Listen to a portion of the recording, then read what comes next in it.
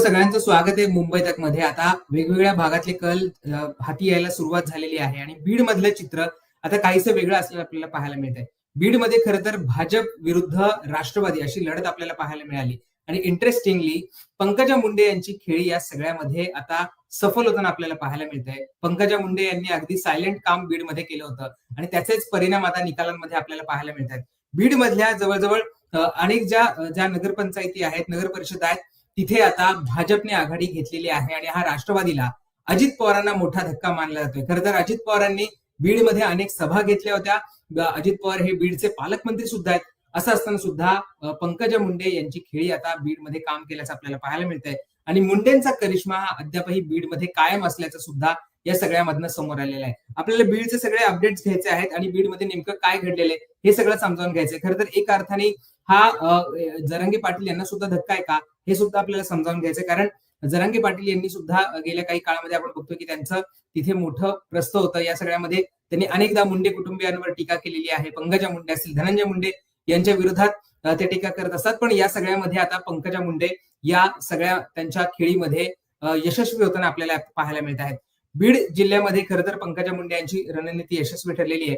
बीडमधल्या बीड, गेवराई, परळी, अंबेजोगाई, धारूर या सगळ्यामध्ये भाजपचे जे नगराध्यक्ष पदाचे उमेदवार आहेत ते आघाडीवर असल्याचं सुद्धा समोर येतं. जेव्हा आम्ही हे लाईव्ह करतोय त्यावेळेस ह्या सगळ्या भागांमध्ये बीडमध्ये भाजपचे सगळे जे उमेदवार आहेत, नगराध्यक्ष पदाचे उमेदवार आहेत, ते आघाडीवर असल्याचं आपल्याला पाहायला मिळतंय. पंकजा मुंडे यांनी जे सगळे जुने जाणते कार्यकर्ते होते, जे नाराज कार्यकर्ते होते, त्यांना एकत्र करायचं काम केलं आणि ते करून त्यांना उमेदवारी द्यायचं काम केलं आणि त्याच्यामध्येच यामध्ये पंकजा मुंडे या सफल होताना आपल्याला पाहायला मिळत आहेत. गेवराई नगरपालिकेमध्ये जे विजयसिंह पंडित आहेत त्यांना मोठा धक्का बसलेला आहे. भाजपने गेवराई नगर परिषदेमध्ये सुद्धा मोठा विजय मिळवलेला आहे. माजी आमदार लक्ष्मण पवार यांनी 15 वर्षाची त्यांची सत्ता ही कायम राखलेली आहे आणि भाजपच्या गीता त्र्यंबक बाळराजे पवार या नगराध्यक्ष पदाच्या ज्या उमेदवार होत्या त्या विजयी सुद्धा झालेल्या आहेत. म्हणजे गेवराईमध्ये भाजपच्या नगराध्यक्ष पदाच्या ज्या उमेदवार आहेत त्या विजयी झालेल्या आहेत आणि राष्ट्रवादी अजित पवार गटाचे जे आमदार होते विजयसिंह पंडित त्याचबरोबर माजी आमदार अमरसिंह पंडित यांना या सगळ्यामध्ये मोठा धक्का बसल्याचं सुद्धा आपल्याला पाहायला मिळत आहे.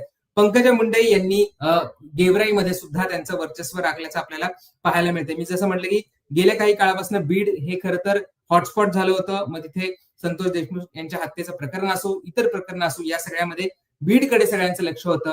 बीडमध्ये जे धनंजय मुंडे आहेत ते त्यांची सत्ता कायम राखणार का, बीड नगर परिषदा ज्या आहेत तिथे धनंजय मुंडेंचा करिश्मा चालणार का, हा सगळा चर्चेचा विषय होता. पण आपल्याला जसे अपडेट आहेत त्याच्यामध्ये पंकजा मुंडे यांची सगळी जी खेळी आहे ती बीडमध्ये कामी आल्याचं आपल्याला पाहायला मिळते. पंकजा मुंडे यांनी मायक्रो प्लॅनिंग केलं होतं. फार मोठा भर हा मोठ्या प्रचार सभा किंवा इतर गोष्टींवर दिला नव्हता. पंकजा मुंडेंनी जे जुने जाणते ज्यांचे जे कार्यकर्ते होते, जे जुने कार्यकर्ते होते त्यांना संधी द्यायचा प्रयत्न केला आणि त्याच्या मधनं त्यांनी आता हा मोठा विजय सुद्धा आपल्याला मिळालेला पाहायला मिळतोय.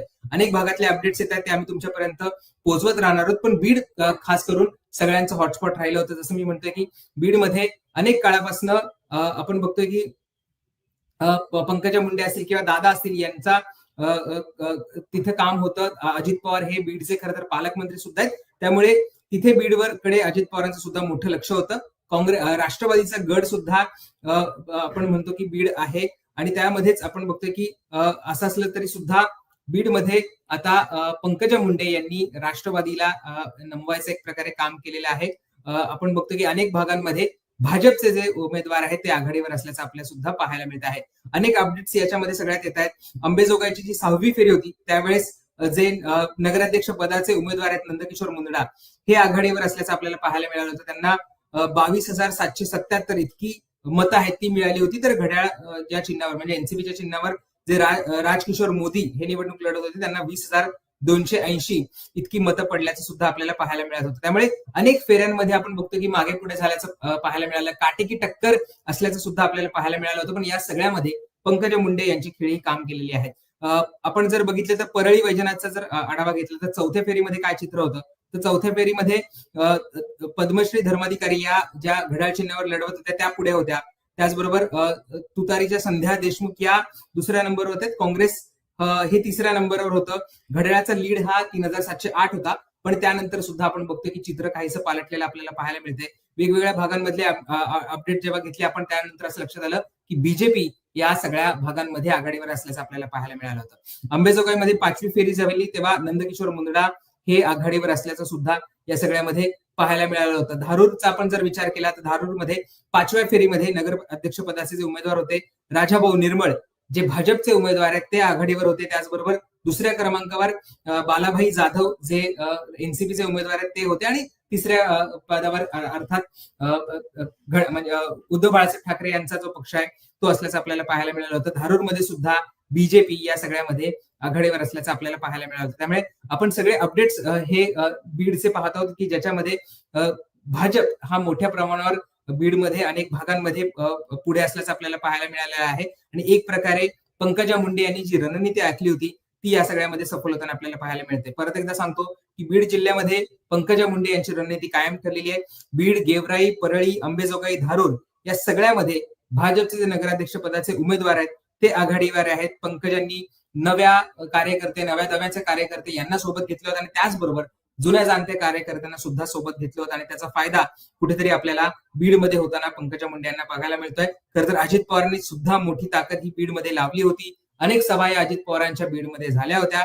असं असताना सुद्धा आपण बघतो की पंकजा मुंडे यांनी त्यांचा जो गड आहे तो राखलेला आहे, आणि पंकजा मुंडे यांनी इथे जवळजवळ सर्वच नगर परिषदांवर त्यांचा जे चिन्ह आहे, त्यांचं जे कमळ आहे ते फुलवायचा प्रयत्न केलेला आहे. अर्थात 5व्या फेरीपर्यंतचे सगळे अपडेट्स होते. याच्या पुढे सुद्धा काही अपडेट्स येतील. त्याच्यामध्ये काय नेमकं होतंय, अजित पवार या सगळ्यामधला गड राखतायत का, हे सुद्धा पाहणं महत्वाचं असणार आहे. जी अपडेट आता आली आहे त्याच्यामध्ये अंबेजोगाई नगर परिषदेमध्ये भाजपचे नंदकिशोर मुंदडा हे आघाडीवर असल्याचं सुद्धा आपल्याला पाहायला मिळत आहे. म्हणजे अंबेजोगाईमध्ये सुद्धा आता भाजप पुढे गेल्याचं आपल्याला या सगळ्या अपडेट्स मधनं पाहायला मिळत आहे. त्यामुळे इंटरेस्टिंगली गोष्ट झाली होती की बीडमध्ये बीडकडे खरं तर गेल्या अनेक वर्षापासून सगळ्यांचंच लक्ष आहे. बीडमधलं क्राईम असेल, इतर गोष्टी असेल, त्यामुळे बीड सातत्याने चर्चेत राहिलेले आहे, आणि बीडमध्ये परिवर्तन असायला हवं असं म्हटलं गेलं होतं. पण आपण बघितलं तर आता सध्या वेगवेगळे चित्र आपल्याला बीडमध्ये पाहायला मिळत आहे. जी आपल्याला ब्रेकिंग आलेली त्याच्यामध्ये बीडच्या धारूर नगरपालिका निवडणुकीत राष्ट्रवादी अजित पवार गटाचे नगराध्यक्ष पदाचे उमेदवार बाळासाहेब जाधव आता विजयी झालेले आहेत. म्हणजे आपण बघितलं तर बाळासाहेब जाधव हे आता धारूर नगरपालिका या भागांमधनं नगर परिषदेमधनं विजय झालेले आहेत. एक प्रकारे अजितदादांना हा काहीसा दिलासा आहे. धारूरमध्ये अजित पवारांच्या जो नगराध्यक्ष पदाचा उमेदवार होता बाळासाहेब जाधव हे आता विजयी झालेले आहेत. 20 पैकी 11 जागांवर अजित पवार गटाने विजय मिळवलेला आहे. तर तुतारी हे जे चिन्ह होतं राष्ट्रवादी शरद पवार पक्षाचं, त्यांना 3 जागांवर आणि भाजपला 6 जागांवर इथे यश मिळताना आपल्याला पाहायला मिळत आहे. त्यामुळे एक जागा आता राष्ट्रवादीला म्हणजे अजित पवारांना मिळाल्याचं सुद्धा बीडमध्ये या सगळ्यामध्ये समोर आलेलं आहे. बीडमधले अपडेट्स आपण घेणार आहोत. अंबेजोगाई नगर परिषदेमध्ये भाजपचे नंदकिशोर मुंदडा हे आघाडीवर असल्याचं सुद्धा या सगळ्यामधनं समोर आलेलं आहे. त्यामुळे या सगळ्या संदर्भातले अपडेट्स आम्ही तुमच्यापर्यंत पोहोचवत राहणार आहोत. वेगवेगळ्या भागांमधले सुद्धा जर आपण अपडेट्स बघितले तर तिथे सुद्धा काही प्रमाणामध्ये काटेकी टक्कर आपल्याला पाहायला मिळते. पण भाजप सर्वच भागांमध्ये मोठ्या प्रमाणात पुढे गेल्याचं आपल्याला पाहायला मिळतं. तुम्ही स्क्रीनवर जर ते बघत असाल तर नगर परिषदांचा आपण विचार केला तर भाजप 100 जागांवर आघाडीवर आहे. शिवसेना म्हणजे एकनाथ शिंदे यांची शिवसेना ही 44 जागांवर आघाडीवर आहे. राष्ट्रवादी 29 जागांवर आहे. शिवसेना उद्धव बाळासाहेब ठाकरे यांचा पक्ष 8 जागांवर, एनसीपी एसपी म्हणजे शरद पवारांचा पक्ष हा 10 जागांवर, काँग्रेस 29 जागांवर आहे, आणि इतर हे आपण बघतोय की 26 जागांवर आघाडीवर असल्याचं आपल्याला पाहायला मिळत आहे. एक प्रकारे शिवसेना उद्धव बाळासाहेब ठाकरे यांचा जो परफॉर्मन्स आहे तो काहीसा ढासळल्याचा या सगळ्या नगर परिषदांमध्ये असल्याचं आपल्याला पाहायला मिळत आहे. एक प्रकारे मोठी पिछेहाट ही आपण बघतोय की उद्धव ठाकरे यांच्या पक्षाशी झाल्याचं आपल्याला पाहायला मिळत आहे.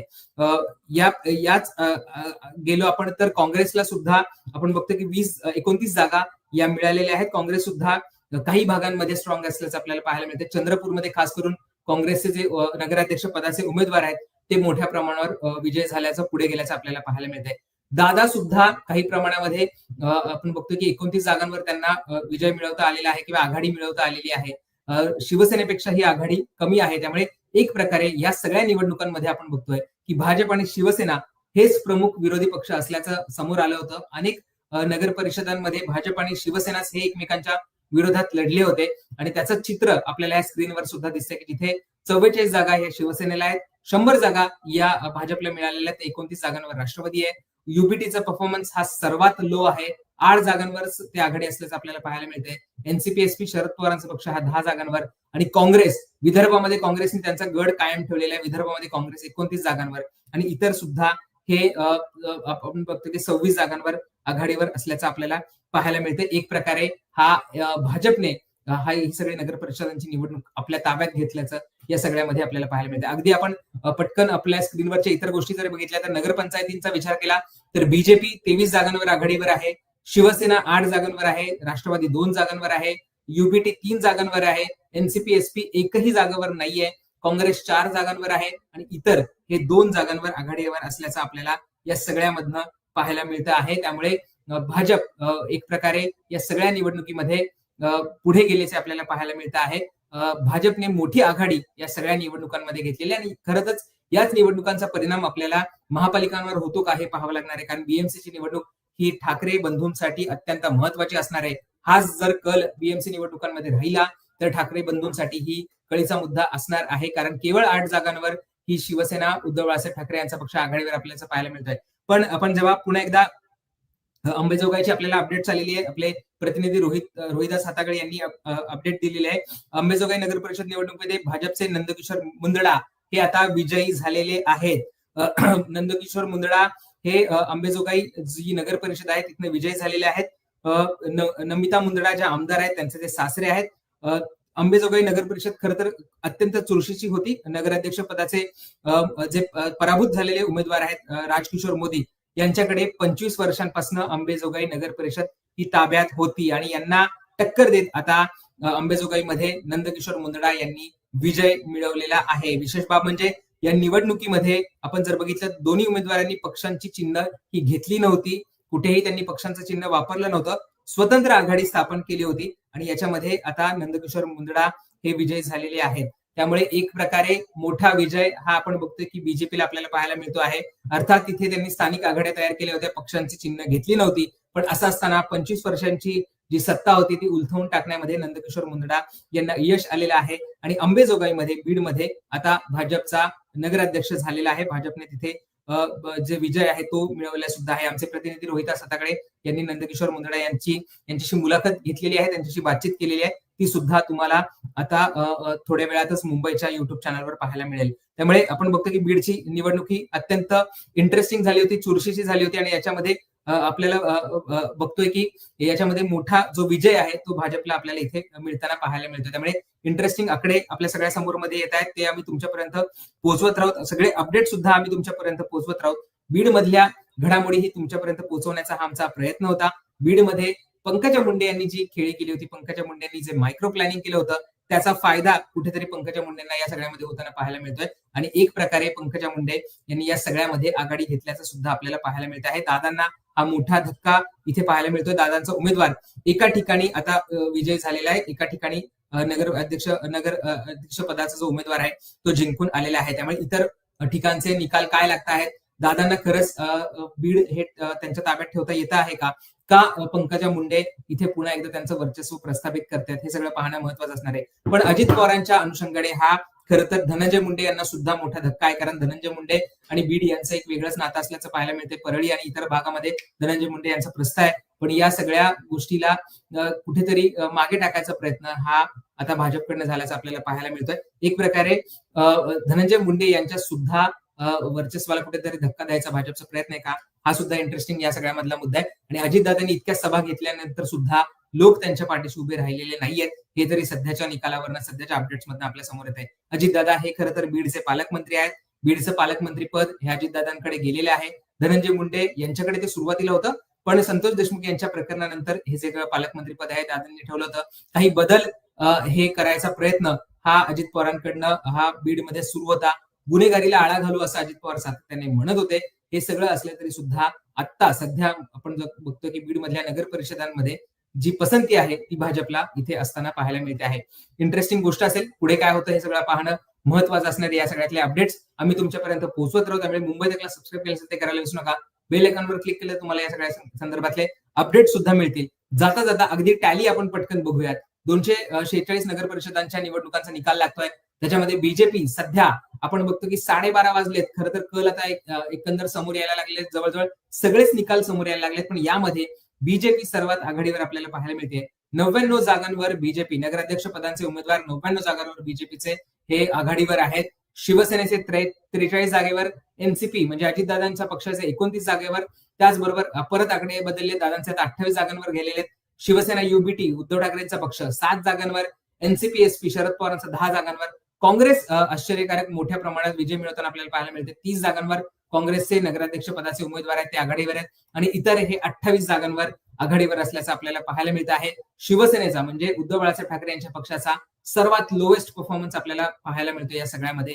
त्यामुळे बीएमसीच्या निवडणुका असतील, महानगरपालिकांच्या निवडणुकांमध्ये असाच जर ट्रेंड राहिला तर ठाकरे बंधूंना हा सर्वात मोठा धक्का सुद्धा आपल्याला असल्याचं पाहायला मिळतंय. भाजप हा नगर परिषदांच्या निवडणुकांमध्ये सुद्धा मोठा पक्ष म्हणून समोर येताना आपल्या या सगळ्या निकालामधनं तरी समोर येते. या संदर्भातले अपडेट्स आम्ही वेळोवेळी तुमच्यापर्यंत घेऊन येत राहू. त्यामुळे मुंबई तकला सबस्क्राईब करायला विसरू नका. बेल आयकॉनवर क्लिक केलं तुम्हाला या सगळ्या संदर्भातले अपडेट्स मिळतील. मुंबईतक.in या आमच्या वेबसाईटवर तुम्हाला या सगळ्या संदर्भातल्या बातम्या सुद्धा वाचायला मिळतील. या लाईव्ह मध्ये इथेच थांबतो. धन्यवाद.